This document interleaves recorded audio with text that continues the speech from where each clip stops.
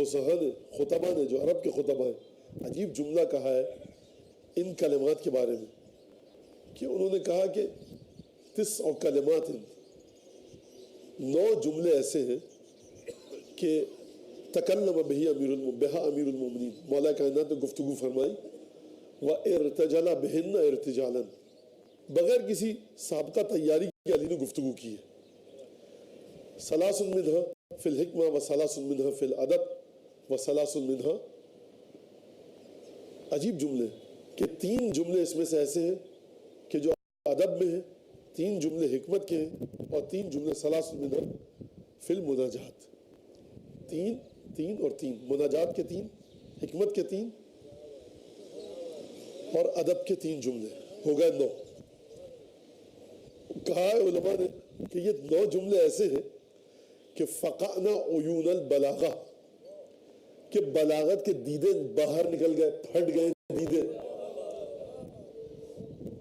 وَأَيْتَمْنَ جَوَاهِرَ الْحِكْمَةِ، اور حکمت کے جواہروں کو ان جملوں نے یتیم کر دیا کہ اب تمہاری کوئی اوقات نہیں ہے.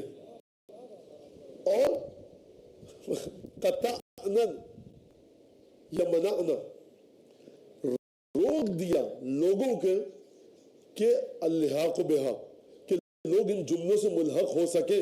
اب کوئی ان جملوں کی طرح کوئی جملے نہیں کہہ سکتا. اب میں ایک جملہ کہہ کر آگے بڑھ جاؤں جس کے 9 جملے بلاغت کے دیدے باہر نکل جائیں، بلاغت کے دیدے پھٹے رہیں، اور جواہر حکمت یتیم ہو جائیں، اور کائنات میں کوئی بھی عالم ان جملوں سے ملحق نہ ہو سکے، تو مجھے یہ بتائیے کہ اس علم کی کیا مقدار ہوگی جس کا یہ دروازہ ہے.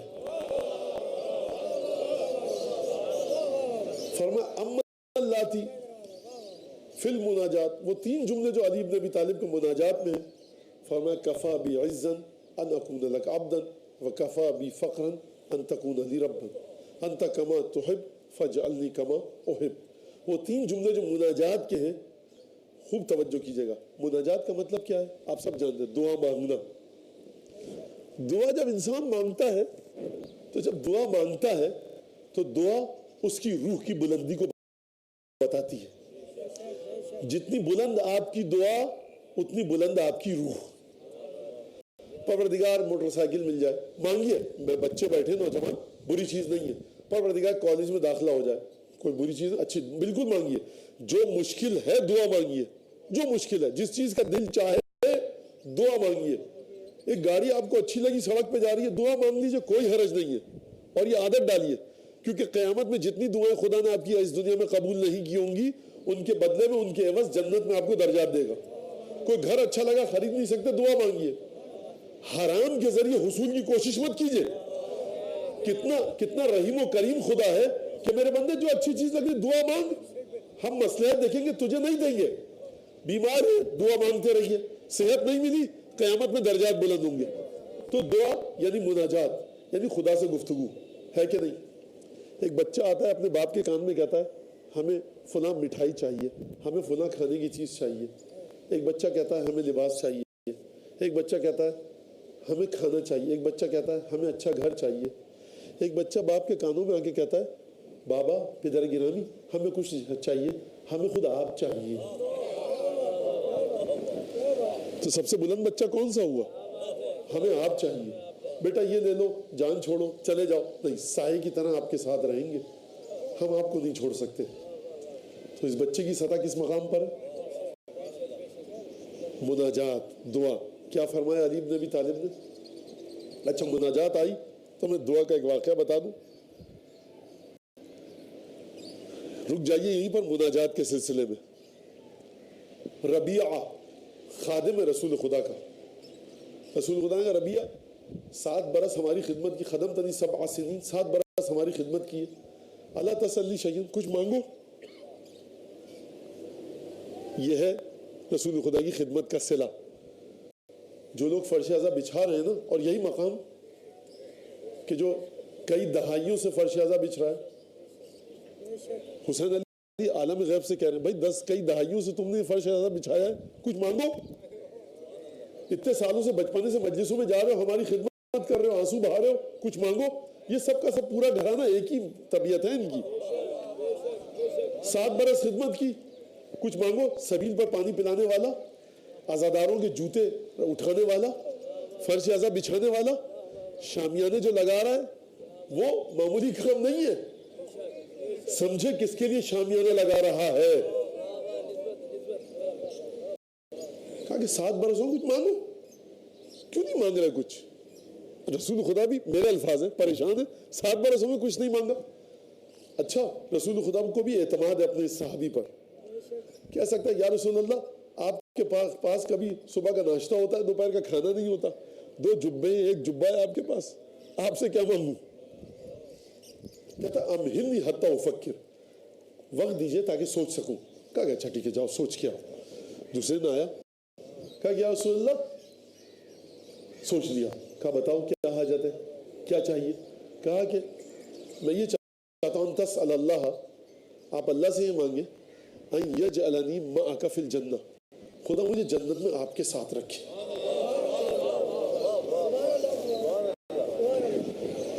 رسول خدا روایت کے الفاظ ہیں، علامہ مجلسی لکھتے ہیں فأطرقا، رسول خدا نے سر جھکایا، سوچنے لگے.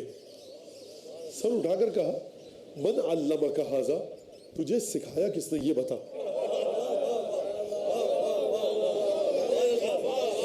خوب توجہ کیجئے گا، میں نوجوان بچوں سے بھی کہہ رہا ہوں، بزرگوں سے میں اپنے کہہ نہیں سکتا، جسارت ہے، ان کو یہ بات بخوبی پتا ہے، جانتے ہیں.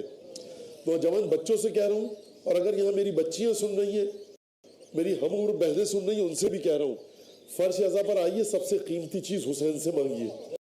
سب سے قیمتی چیز وہ روح ہے جو حسین سے متصل رہے. دعا مانگیے حسین ابن علی وہ روح آپ کو عطا کرے کہ جس روح میں حسین ابن علی کی خوشبو ہو، حسین ابن علی کی حکمت ہو، کہ روح خود بخود آپ کو سید الشہداء کے ساتھ رکھے، دنیا میں بھی آخرت میں بھی. کمن علمک ھذا، تجھے سکھایا کس نے؟ یا رسول اللہ گھر گیا، سوچا اگر بہت سارے بیٹے مانگوں تو مر جائیں گے ایک دن، اگر مال مانگوں تو کانا الا نفاد، مال بھی ختم ہو جائے گا، میں بھی چلا جاؤں گا. تو میں نے سوچا ایسی چیز مانگوں جو ہمیشہ رہے. اب آپ اندازہ لگا سکتے ہیں اپنے علم سے کون سی چیز ہمیشہ رہے گی؟ جب تک قرآن سے انسیت نہیں ہوگی اور ہم فیہا خالدون کی آیت ذہن میں نہیں ہوگی کہ جنت میں رہیں گے ہمیشہ، جہنم میں رہیں گے ہمیشہ، تو کون سی چیز مانگوں جو ہمیشہ ہو اور وہ ہمیشگی ایسی ہو کہ بلند ترین ہمیشگی ہو. کہا جنت مانگو، لیکن جنت ایسی نہیں مانگو کہ رسول سے تمہارا حجرہ بہت دور ہو. این یجعلنی معک فی الجنہ، مجھے جنت میں آپ کے ساتھ رکھے. جنت نہیں چاہیے، جنت چاہیے جو آپ کے ساتھ ہو. تو کیا سمجھ میں آئی بات؟ کہ مناجات دعا آپ کی سطح کو بتاتی ہے، مناجات آپ کے لیول کو بتاتی ہے. مولا کائنات 3 جملے مناجات کے، مولا کائنات کے. کیا فرمایا؟ پروردگار اب علی بن ابی طالب کیا چیز مانگ رہے ہیں؟ اولاد مانگ رہے ہیں، مال مانگیے. اب یہ ایک بڑا طویل موضوع ہے، بالکل کوئی حرج نہیں ہے مال مانگنے میں، اتنا مال ملے کہ آپ کی ضرورتیں پوری ہوتی رہے. حکم ہے شریعت میں کہ دعا مانگو کہ تمہارا ہاتھ کسی کے سامنے نہ پھیلے. پسند کیا گیا اس کو. مولا عباس کی زیارت کے بعد جو دعا ہے اس میں یہ جملہ ہے کہ پروردگار نہ مجھے اتنا رزق دے کہ طغیان پر اترا اور فرعون بن جاؤں، اور نہ اتنا کم دے کہ میں بندوں کے سامنے اپنا ہاتھ پھیلاؤں. تو یہ بھی اپنے ذہن میں بات رکھیے گا. مولا کائنات کی سطح دیکھیے آپ. اب یہ بھی گستاخی ہے، استغفار کرنی چاہیے مجھے اس جملے پر کہ مولا کائنات کی سطح دیکھیے. عالم غیب سے جواب آئے گا کہ اپنی اوقات دیکھو پھر ہماری سطح دیکھو، تم ہماری سطح دیکھو گے. یعنی مطلب یہ تھا کہ جو ہم اپنے ناقص ذہن کے ساتھ جناب امین کی شخصیت کا دیدار کر سکتے ہیں. مناجات کیا فرما رہے ہیں مولا کائنات مناجات میں؟ شروع کہاں سے کر رہے ہیں علی بن ابی طالب؟ دیکھیے پروردگار کفا بی عزت، علی کی عزت کے لیے یہی کافی، ان اکون لک عبدا، کہ میں تیرا بندہ ہوں.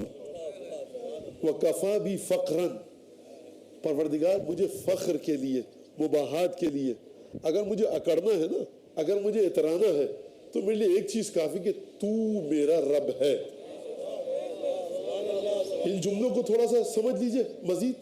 یعنی فخر کے لیے کیا چیز ہوتی ہے جو آپ کی ذات میں خوبصورتی کا اضافہ کرے؟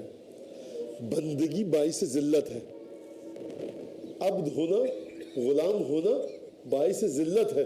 مولا فرما رہے ہیں لیکن اگر کوئی تیرا عبد ہو جائے تو یہ باعث عزت ہے۔ تو میرا رب ہے پروردگار، میرے لیے یہ عزت کافی کہ میں تیرا بندہ ہوں۔ اور پھر فرمایا پروردگار انت کما احب، تو اسی طرح سے ہے جیسا میں محبت کرتا ہوں اور جیسا میں چاہتا ہوں۔ فجعلنی کما تحب، جیسا تو چاہتا ہے ویسا مجھے بنا دے۔ خوب رک جائیے، ابھی آگے مت بڑھیے یہاں سے۔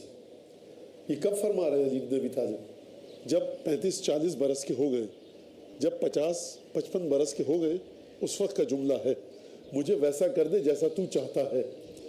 تو یہ علی کس مقام پر ہے جو فرما رہے ہیں، عرض کر رہے ہیں بارگاہ خداوندی میں کہ مجھے ویسا کر دے جیسا تو چاہتا ہے؟ تو یہ علی کیا ویسے نہیں ہے کہ جیسا وہ چاہتا ہے؟ چلیے ذرا 50 برس پہلے غار حرا میں رسول خدا کہہ چکے کہ اے علی، جو میں دیکھتا ہوں وہی تو دیکھتا ہے، جو میں سنتا ہوں وہی تو سنتا ہے۔ تو اب مرحلہ ولایت پر تو علی پہنچ چکے ہیں، تو پھر اب علی کی ذات میں کون سی خامی ہے جو مولا فرما رہے ہیں مجھے ویسا کر دے جیسا تو چاہتا ہے؟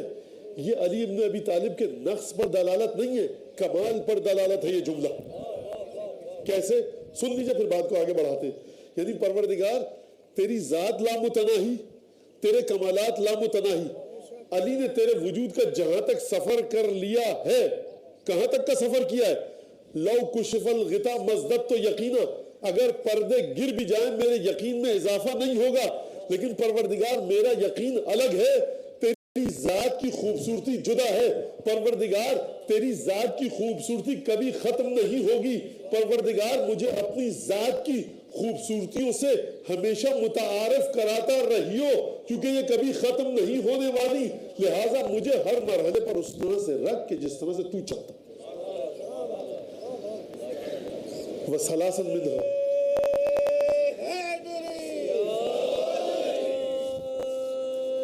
وَسَلَاسٌ مِنْهَا فِي الْحِکْمَتِ، اور 3 حکمت کے جملے ہیں۔ کیا جملے ہیں؟ فرمایا المرء مغبون تحت لسانه هلك من ليس يعرف قدره وقیمت كل امرئ ما يحسنه۔ 3 جملے مولا کے۔ فرمایا برباد ہو گیا، تباہ ہو گیا وہ شخص جو اپنی قدر و قیمت کو نہیں جانتا۔ سماج کے لحاظ سے بڑا عجیب جملہ ہے مولا کائنات کا، ہلاک ہو گیا وہ شخص کہ جو اپنی قدر و قیمت کو نہیں جانتا۔ دوسرا جملہ المرء مغبون تحت لسانه، انسان اپنی زبان کے نیچے چھپا ہے۔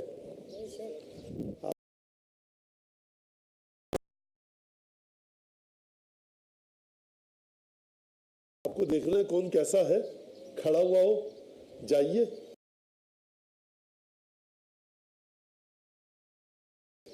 جوتا اپنا پالش کر کے آیا ہے، کیچڑ میں آپ کا لت پت جوتا، اس کے پیر پر، جوتے پر پیر رکھ دیجئے، جو جملہ اس وقت نکلے گا نا اس کی شخصیت کا بیانگر ہوگا۔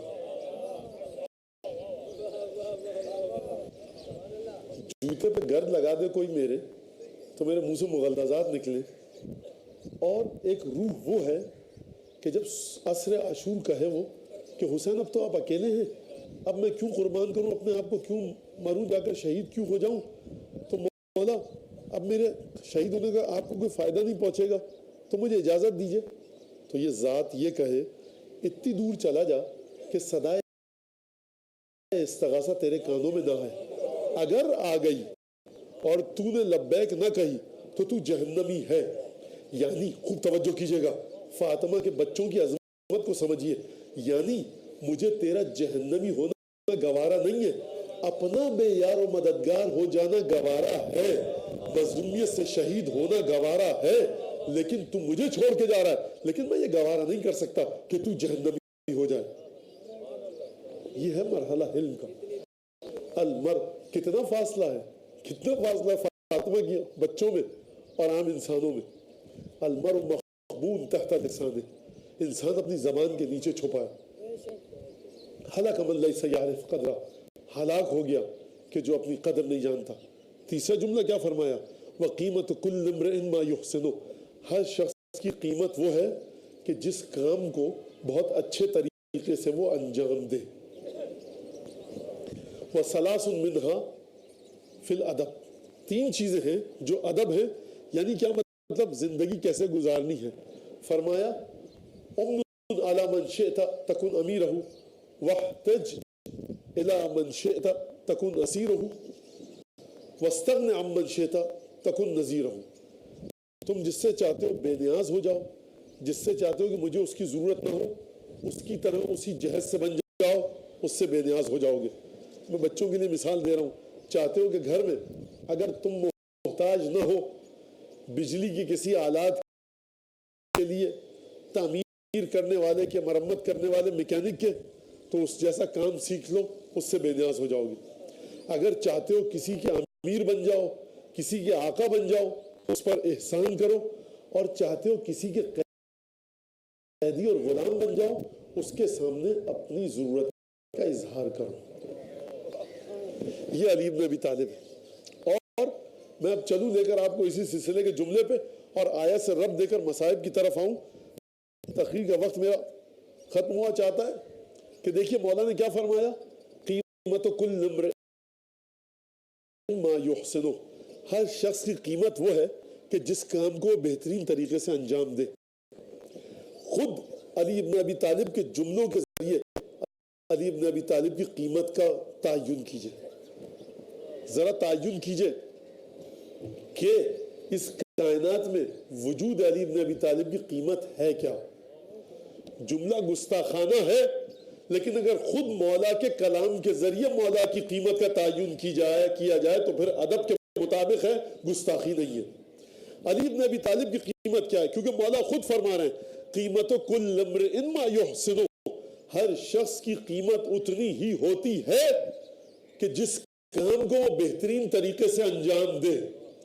پہلے آپ کی قیمت کا میں تعین کروں گا, پھر علی بن ابی طالب کی قیمت کا میں تعین کروں گا, اور میری کیا اوقات کے تعین کروں, دونوں قیمتوں کے تعین میں مولا کے جملوں سے ہی مدد لوں گا. سنریہم آیاتنا فی الآفاق وفی انفسہم حتی یتبین لہم انہ الحق اولم یکفی بربک انہ علی کل شیء شہید.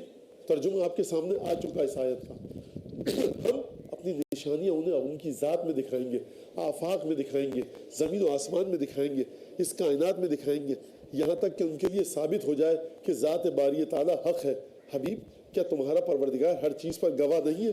اور پھر اس حدیث کو سنیے, ہر شخص کی قیمت وہی ہوتی ہے, ہر شخص کی قدر و قیمت اتنی ہی ہوتی ہے کہ جس کام کو بہترین طریقے سے انجام دے. علی بن ابی طالب کی قیمت کتنی ہے؟ چلیے خود پوچھئے علی بن ابی طالب سے کہ مولا آپ کی قیمت کتنی ہے. نہج البلاغہ میں علی بن ابی طالب جواب دیں گے. کیا جواب دیں گے؟ فرمایا پروردگار ما عبدتک خوفا من نارک ولا طمعا فی جنتک. پروردگار علی بن ابی طالب نے تیری عبادت تیری جنت کے لالچ میں نہیں کی ہے, تیری جہنم کے خوف سے نہیں کی ہے. ہر شخص کی قیمت بارگاہ ایزدی میں تقوی ہے.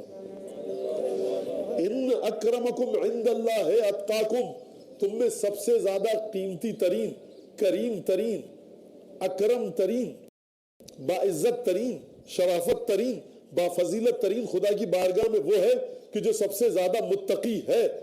اب جب متقی لوگوں کی دوڑ لگے گی بارگاہ ایزدی میں منزلت کی, تو دیکھیے آپ کے مولا کس مقام پر ہیں. تمام کے تمام متقیوں نے خدا کی عبادت کی یا جہنم کے خوف سے یا جنت کے لالچ میں, لیکن علی بن ابی طالب نے کس طرح سے اپنی عبادت کی قیمت لگائی. پروردگار, نہ علی نے تیری جہنم کو دیکھ کر تیری عبادت کی, نہ جنت کے لالچ میں تیری عبادت کی.